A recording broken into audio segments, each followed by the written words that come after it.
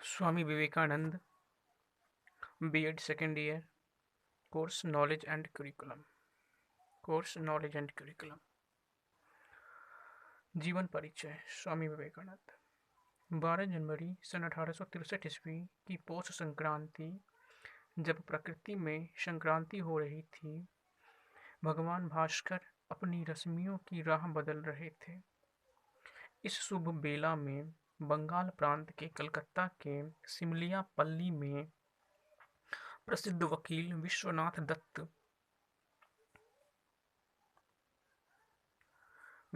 दत्त के घर में सूर्योदय के कुछ क्षण पूर्व 6:50 पर एक दिव्य शिशु आभा का उदय हुआ। दत्त गृह आनंद से अभिभूत हो उठा। मंगल वाद्य बज उठे। उनकी माता परम शिव भक्त थी, अतः विटेश्वर शिव की भक्ति से पुत्र रत्न की प्राप्ति होने के कारण उनका नाम विटेश्वर रखा गया। उनके घर में प्यार से विले नाम से पुकारा जाता था। नामकरण के समय उसका नाम नरेंद्र दत्त यानी विवेकानंद, स्वामी विवेकानंद का नाम नरेंद्र दत्त बचपन का नाम रखा गया। बचपन में नरेंद्र बहुत ही चंचल थे। उछल कूद शरारतों का अंत न था। उनकी देखभाल के लिए 2 नौकरानियां रखी गई थी। नरेंद्र दत्त की स्मरण शक्ति अत्यंत प्रखर थी। 7 वर्ष की अवस्था में कृत्तिवास की बंगला रामायण उन्हें कंठस्थ थी।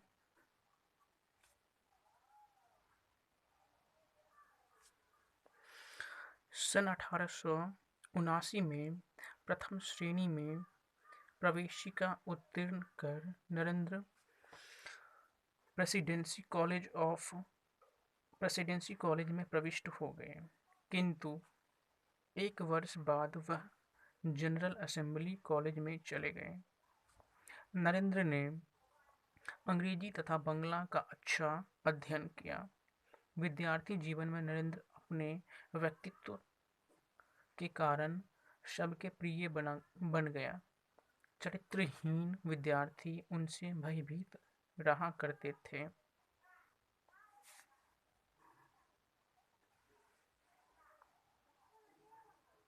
वह किसी को भी दुर्व्यवहार करते देख उसका घोर विरोध करते थे। व्यायाम, कुश्ती, क्रिकेट में उन्हें रुचि थी।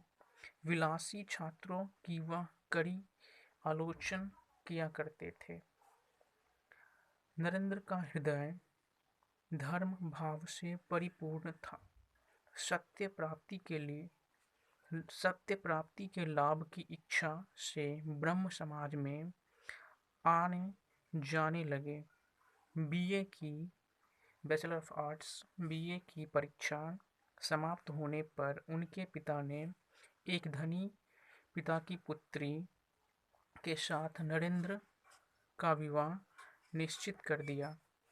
नरेंद्र विवाह न करने का निश्चय कर चुका था, अतः उन्होंने इसका विरोध किया। अकस्मात यानी अचानक विश्वनाथ भी परलोक सिधार गए। विवाह का प्रसंग समाप्त हो गया।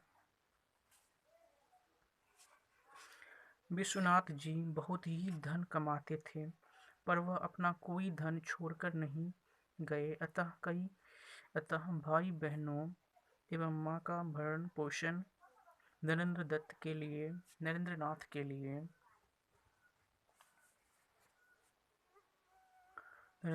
के लिए कठिन हो गया था। आर्थिक स्थिति बहुत गिर गई थी, किंतु नरेंद्रनाथ ने किसी से चूकी तक नहीं की थी। कभी कभी उनका मन विचलित होने लगता था, परंतु उन्होंने मित्रों की आर्थिक सहायता को अस्वीकार कर दिया था। सुख के पालने में पले नरेंद्रनाथ दरिद्रता के चरम सीमा पर पहुंच गए। फटा जूता पहनकर तथा एक चादर से बदन ढककर नरेंद्रनाथ इधर उधर घूमते रहते थे।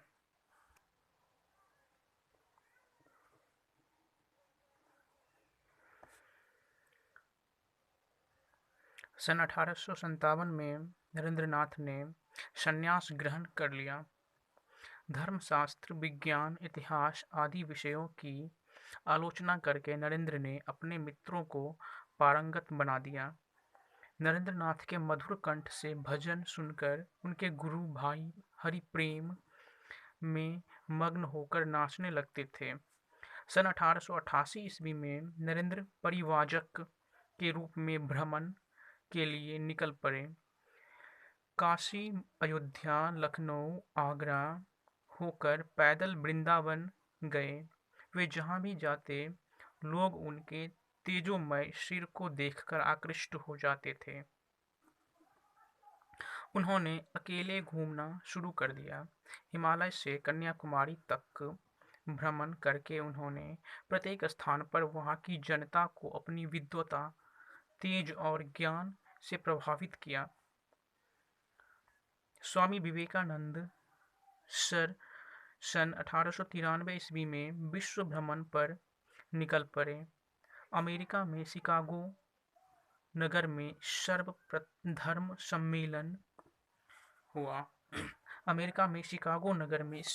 सम्मेलन हुआ। वहाँ पर कैथोलिक ईसाइयों ने अपने धर्म को सर्वश्रेष्ठ सिद्ध करने के लिए एक धर्म सभा का आयोजन किया। उस सम्मेलन में संसार के सभी प्रमुख धर्मों के प्रतिनिधियों को बुलाया गया। मद्रास के नवयुवक स्वामी जी की प्रतिभा से मुग्ध होकर उनसे हिंदू धर्म के प्रतिनिधि के रूप में अमेरिका जाने का अनुरोध करने लगे। स्वामी जी अमेरिका गए और धर्म सभा में सम्मिलित हुए। स्वामी जी ने वहाँ अपना भाषण अमेरिकावासी भाइयों व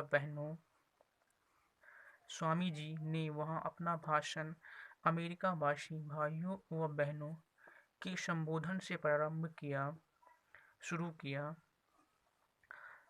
इन शब्दों को सुनकर 8000 लोग ताली बजाकर आनंद ध्वनि करने लगे।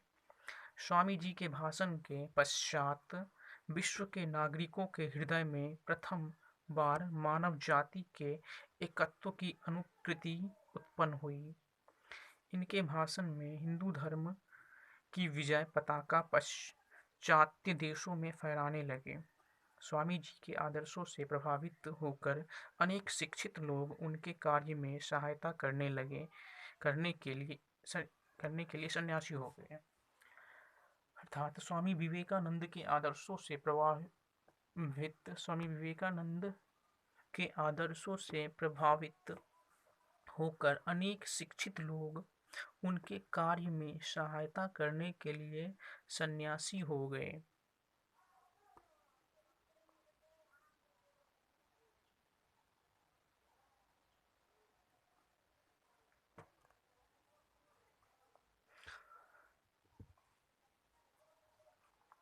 अपनी उन्नति एवं विकास के कारण अभिमान अमेरिकावासी पागलों की भांति स्वामी जी के पीछे घूम रहे थे। संपूर्ण अमेरिका उनके चरणों में लेट गया। हिंदू संस्कृति का अतीत उनके माध्यम से श्रोताओं के समक्ष साक्षात खड़ा हो गया। उन्होंने युवकों को संदेश दिया कि हमें मातृभूमि की पूजा करनी चाहिए। उनकी सभा में युवक ऐसे जमते थे कि उठने का नाम ही नहीं लेते थे। स्वामी जी विजयी वीर की तरह उन पर अपना प्रभाव छोड़ते जा रहे थे। उन्होंने अपने देश के नवयुवकों को संदेश देते हुए कहा कि यदि इस पृथ्वी पर कोई ऐसा देश है जो मंगलमयी पुण्य भूमि कहलाने का अधिकारी है, ऐसा देश जहाँ संसार में समस्त जीवों को अपना कर्मफल भोगने के लिए आना ही है, ऐसा देश जहाँ ईश्वर उन्मुख प्रत्येक आत्मा का अपना अंतिम लक्ष्य प्राप्त करने के लिए पहुंचाना अनिवार्य है,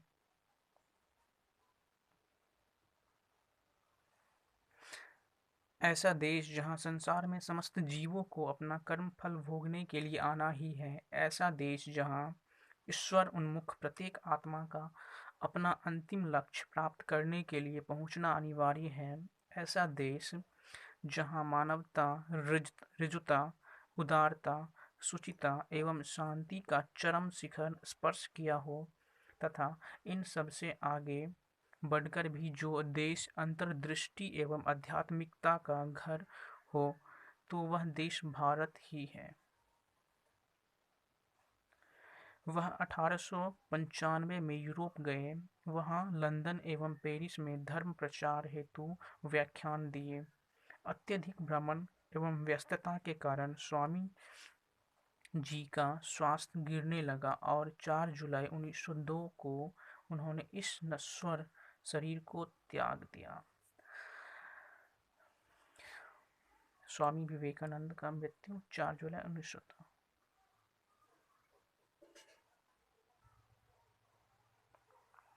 रामकृष्ण परमहंस। रामकृष्ण मिशन की स्थापना। रामकृष्ण परमहंस स्वामी विवेकानंद के गुरु थे।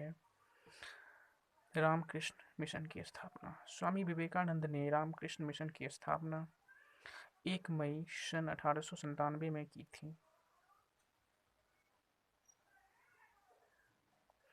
रामकृष्ण मिशन मूल रूप में अध्यात्मवाद और मानवतावाद पर आधारित है।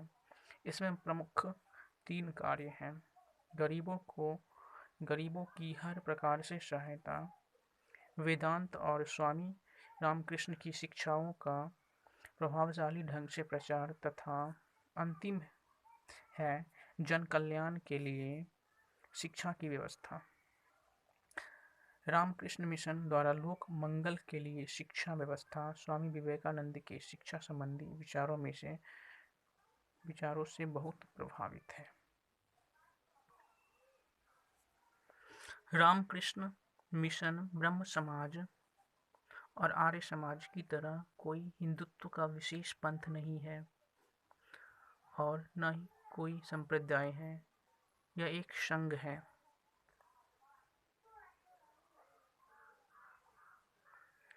यह एक संघ है जिसका मुख्य उद्देश्य वेदांत धर्म का प्रचार तथा मानवता के कल्याण के लिए उपदेश देना है। संस्था का मुख्य उद्देश्य वेदांत संबंधी शिक्षा का प्रसार करना और निस्वार्थ होकर हरिजन तथा निर्धनों की सेवा करना भी है। मानव सेवा और मानव कल्याण इसके परम धर्म है। रामकृष्ण मिशन का परम सेवा, मानव कल्याण और मानव सेवा प्रमुख धर्म है। रामकृष्ण मिशन के निम्नलिखित प्रमुख उद्देश्य: पहला, वेदांत ज्ञान के अध्ययन एवं दर्शन का संदेश घर घर पहुंचाना। मानव सेवा और मानव कल्याण की भावना का प्रसार करना तथा व्यक्तियों को प्रेरित करना कि वे मानव सेवा कार्य में निस्वार्थ भाव से भाग लें। सामाजिक कार्यकर्ताओं को प्रशिक्षित और दीक्षित करना। हरिजन तथा निर्धन व्यक्तियों की सेवा करना। सभी धर्मों के व्यक्तियों में सद्भावना, प्रेम तथा भाईचारे की भावना को बढ़ाना। अध्यापकों का प्रशिक्षण तथा उन्हें जनता तक पहुंचाने में समर्थ बनाना। कला, विज्ञान और औद्योगिक विषयों के अध्ययन की उन्नति तथा उनकी शिक्षा का प्रसार करना।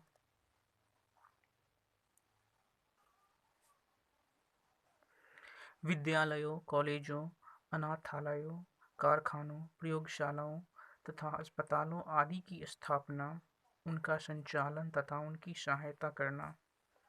शिक्षण कार्यों की उन्नति के लिए पुस्तक पुस्तिकाओं का मुद्रण, प्रकाशन और विक्रय करना। मानवतावादी विचारों का प्रचार व प्रसार करना। रामकृष्ण की कई 100 शाखाएं आज भारत के सभी प्रदेशों में फैली हुई हैं।